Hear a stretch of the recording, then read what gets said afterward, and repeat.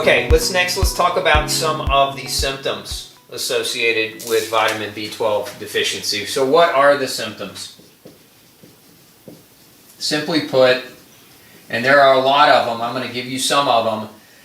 Number one, it's anemia. So think of anemia, a person who has anemia has fatigue, right? And sometimes that fatigue is just, it's annihilating fatigue. You could sleep 10 hours, 12 hours, 15 hours, and you wake up just as exhausted as if you didn't have any sleep at all. So that fatigue can get quite severe. Shortness of breath, because you can't get adequate oxygen. When you're anemic, your red blood cells don't mature adequately to carry the oxygen effectively, and so you get short of breath because your red blood cells are not picking the oxygen from your lungs up adequately. So fatigue, shortness of breath, brain fog, very common, and this brain fog can be part of the anemia, but it can also be part of the neurological symptoms. So we can also have neurological symptoms, and brain fog fits kind of in both categories, but depression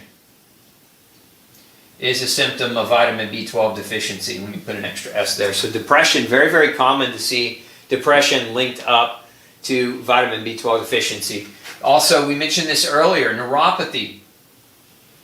Now, there are some diseases that sometimes they mimic vitamin B12 deficiency. So like there's peripheral neuropathy, which is what I'm talking about with peripheral neuropathy, is numbness, tingling, or pain in the hands and feet.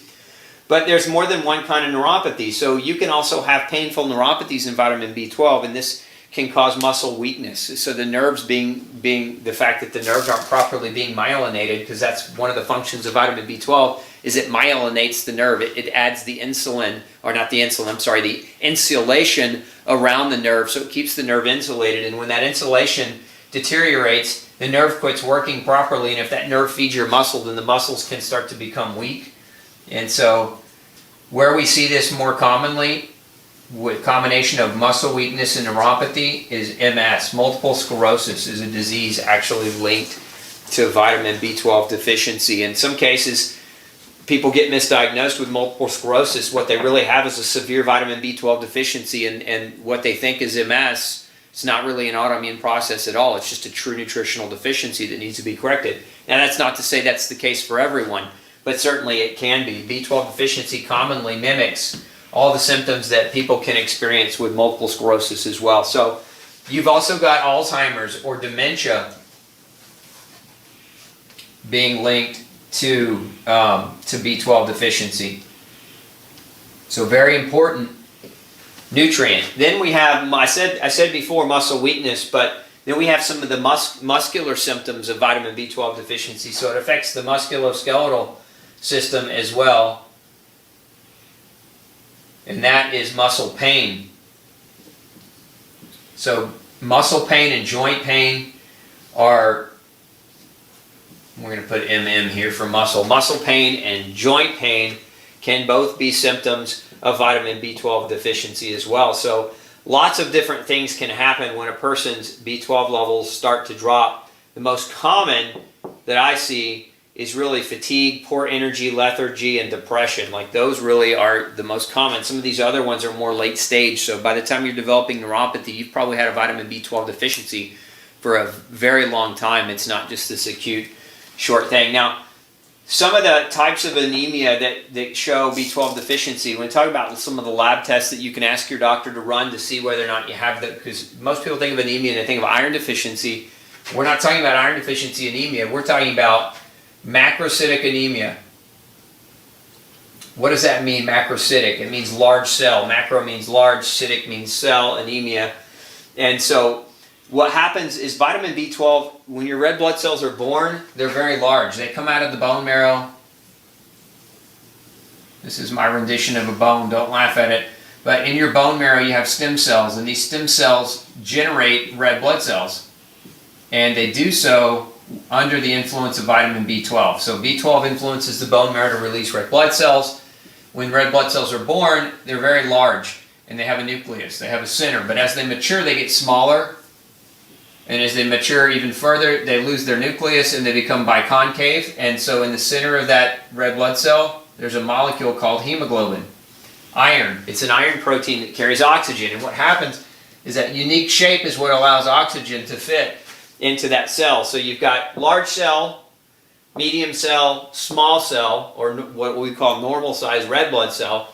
All this process has to happen. This maturation has to happen. So think of this as a baby red blood cell, and vitamin B12 is kind of like a parent to that baby. It kind of teaches it how to walk and crawl and all and talk until it gets to this point. So if you're low in B12, here you might have low red blood cells. You might just not have enough, right? But let's say you have enough, but then your red blood cells are too big, that could also be a vitamin B12 deficiency. That's what I'm referring to as that macrocytic anemia. Now, what happens here is you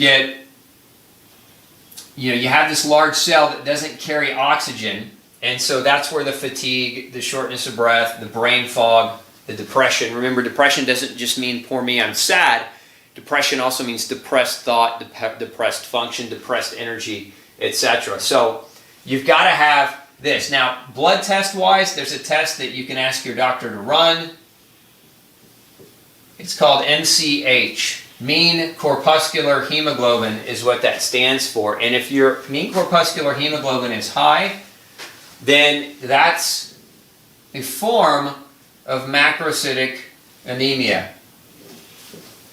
And that's what happens. So again, if your MCH, so this is a simple blood test. You can ask any doctor who does a blood count can measure the MCH. It's usually part of a blood count test.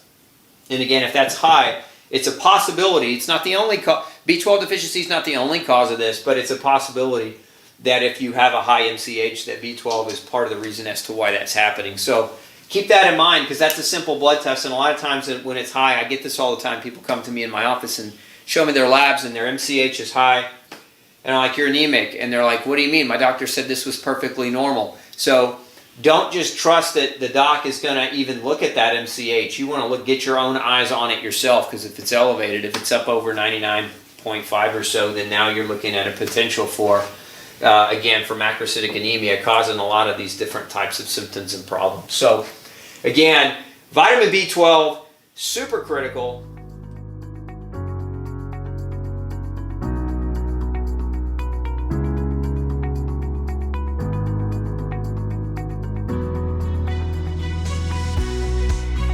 Hey, and if you missed the earlier part of this series, click right here so you can go back and get caught up. The information there might be critical to helping you on your path to better health.